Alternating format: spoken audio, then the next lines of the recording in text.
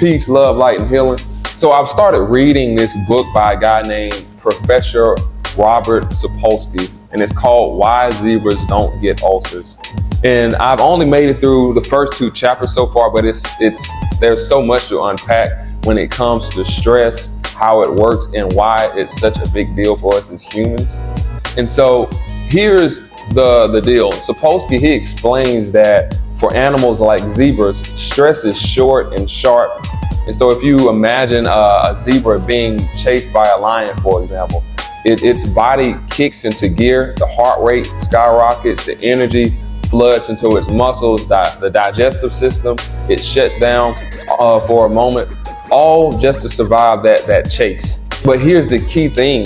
Once that stressor disappears, let's say the lion doesn't get the zebra, and so the zebra escapes, the zebra's body quickly returns back to the baseline.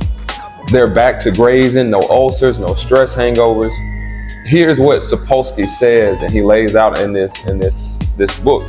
We as humans, we've evolved that same type of stress response as zebras, but the difference is for us, the lion isn't a predator chasing us. It may be an angry boss or an unpaid bill, a fight with a spouse or friend, or even just worrying about something that might happen next week.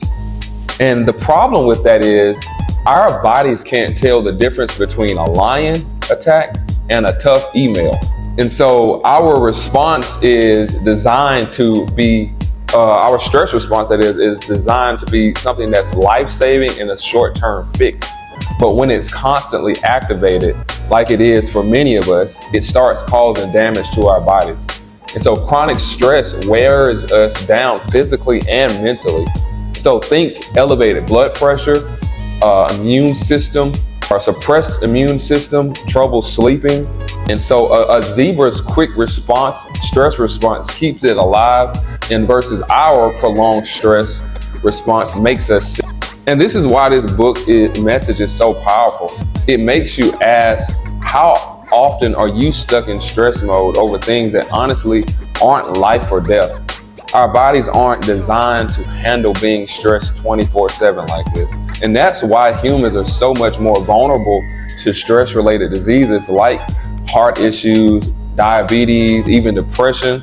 So here's the big takeaway from all of this, and wrap this up. I want you guys to think about, stress isn't just about what's happening in your life. It's about how your body reacts to it. And so unlike a zebra, we relive stressful moments over and over in our minds, or worry about things that might never even happen.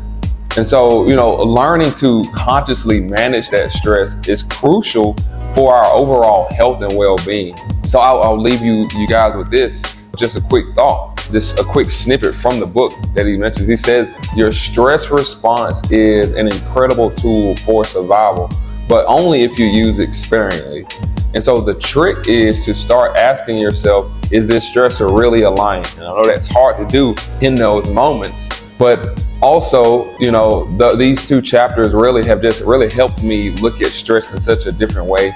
And so I can't wait to dig deeper into this again. So why zebras don't get ulcers? It's a bit dry if you're not into this type of thing. And so I'm just going to, as I go through the chapters, I'm going to really explain more about some things, and some thought-provoking things I think will be beneficial for you guys. But peace, love, light, and healing.